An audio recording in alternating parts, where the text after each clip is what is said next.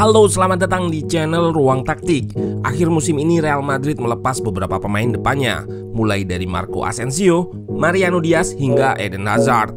Namun, tentu saja yang paling menghebohkan adalah keluarnya kapten sekaligus striker utama Real Madrid saat ini, Karim Benzema, yang kontraknya akan habis pada akhir Juni 2023 dan memutuskan hijrah ke klub Liga Arab Al Ittihad. Berbeda dengan Asensio, Hazard, Diaz yang berstatus sebagai pemain pelapis, kepergian Benzema sebagai pemain utama pastinya akan meninggalkan lubang besar di lini depan Los Blancos. Bagaimana enggak, selama beberapa musim terakhir terutama setelah kepergian CR7, Benzema yang menjadi tumpuan utama lini depan. Sebagai ujung tombak, perannya nggak hanya mencetak gol.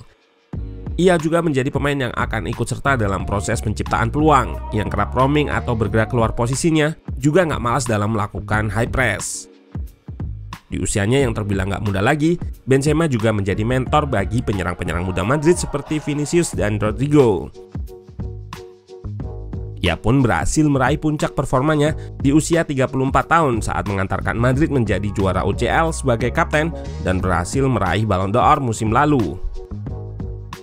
Musim ini, Benzema pun masih tetap produktif dengan catatan 31 gol dan 6 assist dari 43 laga di semua kompetisi. Dan saat ini, manajemen Madrid dihadapkan dengan PR besar untuk mencari penyerang yang bisa menjadi suksesor Benzema, terutama yang punya kemampuan goal scoring.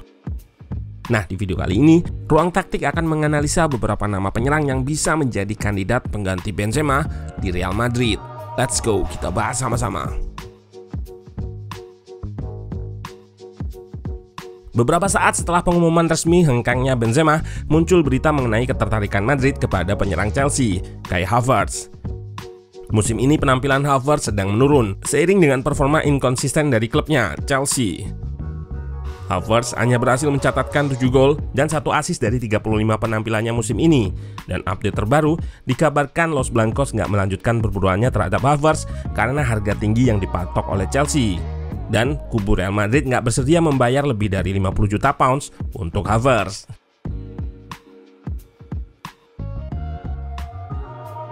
Nama selanjutnya adalah Harry Kane. Seperti Benzema, Kane juga merupakan pemain kunci di lini depan timnya, Spurs.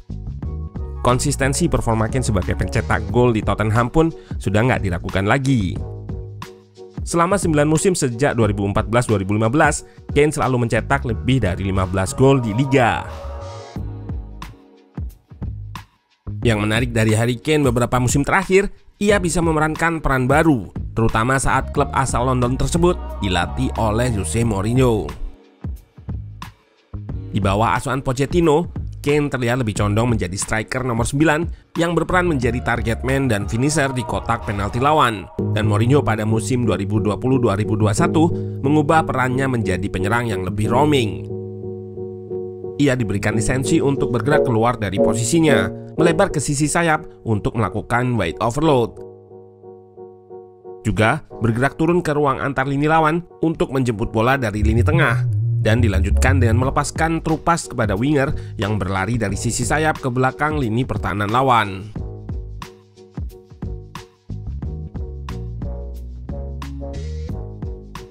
Di musim tersebut, catatan assist Kane meningkat sangat signifikan, 14 assist dari musim sebelumnya yang hanya mencatatkan 2 assist. Hebatnya, saat ia memainkan peran baru, Kane nggak kehilangan ketajamannya. Pemain kelahiran 28 Juli 1993 ini dengan torehan 23 golnya di musim tersebut. Jika kita plot ke Madrid, Kane juga bisa memerankan role yang sama karena ada Vinicius yang juga memiliki kecepatan untuk mengekspos ruang di belakang backline lawan menyambut trupas dari Kane. Di musim ini, Kane kembali menjadi goal scorer murni di lini depan Spurs. Ia sukses mencetak 30 gol di mana mayoritas golnya berada di dalam kotak penalti. Menggunakan kemampuan mengekspos ruang di pertahanan lawan, lalu dengan positioning yang baik dan punya kemampuan duel udara, musim ini ia mencetak 10 gol melalui sundulan kepala. Namun PR-nya, Madrid tentu nggak mudah untuk memboyong Kane, karena selain harga tinggi dari Spurs, juga ada pesaing lain seperti MU yang juga berminat untuk mengamankan jasa Harry Kane di musim depan. Kontraknya tinggal 2 musim, dan musim ini adalah kesempatan Daniel Levy untuk menjualnya dengan harga yang tinggi jika ia nggak mau memperpanjang kontrak dengan Spurs.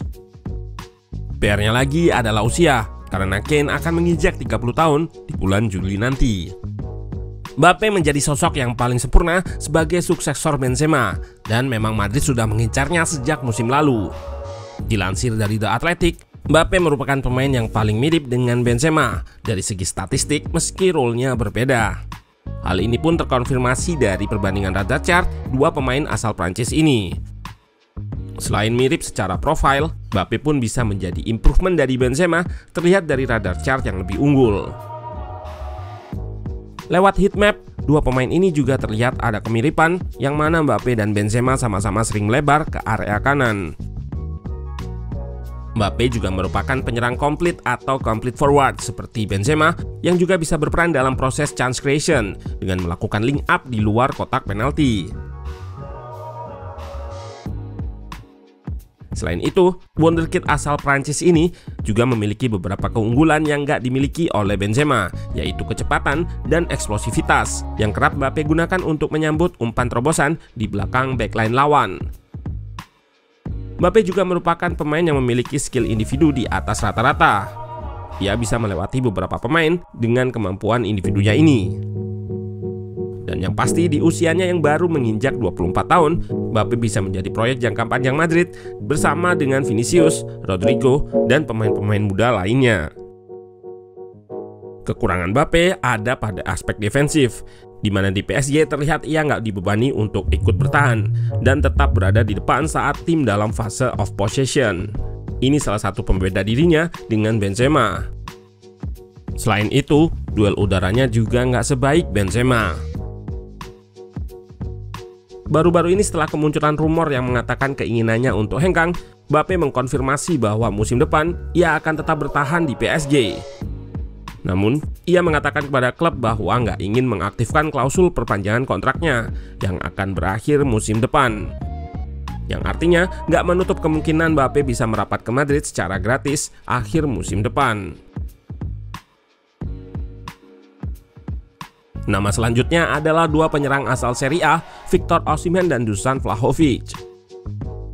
Untuk Osimhen sendiri, musim ini ia membuktikan ketajamannya dengan torehan 26 gol di Liga, yang membawanya menjadi top skor Serie A musim ini. Namun jika dibandingkan dengan Benzema, Osimhen memiliki gaya bermain yang berbeda. Jika Benzema merupakan penyerang yang aktif bergerak keluar dari posisinya, Osimhen lebih banyak berkutat di area kotak penalti lawan, menjadi target man dan nggak banyak berperan pada proses penciptaan peluang. Terlihat dari radar chartnya, stats yang menonjol pada aspek penyelesaian akhir dan terlihat biasa di aspek yang lain seperti passing dan possession. Sementara itu, untuk Vlahovic, musim ini performanya bersama Juve nggak terlalu bagus, seiring penampilan klub yang juga naik turun. Terlihat di Juventus, ia nggak memiliki kecocokan skema seperti di klub sebelumnya, Fiorentina. Musim ini, striker asal Serbia tersebut hanya mencetak 10 gol. Menurun jika dibandingkan musim sebelumnya, yang berhasil mencetak 17 gol bersama Fiorentina di putaran pertama, dan 7 gol di putaran kedua bersama Juventus. Meski begitu, Vlahovic bisa menjadi opsi yang cukup memungkinkan musim ini dengan kesetiaan Juve untuk melepasnya. Nama paling baru adalah striker dari Espanyol, Joselu. 4 musim terakhir Joselu selalu mencatatkan 2 digit gol di Liga Spanyol. Per Fabrizio Romano, Madrid dikabarkan sudah mencapai kesepakatan dengannya dan akan diresmikan minggu depan. Namun, dengan usianya yang sudah menginjak 33 tahun, nampaknya Joselu akan diproyeksikan untuk solusi jangka pendek ataupun sebagai striker pelapis menggantikan Mariano Diaz yang memungkinkan Madrid akan tetap mendatangkan satu striker lainnya. Selain beberapa opsi tadi, ada juga beberapa nama yang bisa menjadi opsi bagi Los Blancos. Antara lain Marcus Thuram dan Roberto Firmino yang sama-sama berstatus free agent atau tanpa kontrak akhir Juni ini. Tentunya perburuan striker ini akan menarik bagi Real Madrid, dan kita akan tunggu sampai jendela transfer ditutup.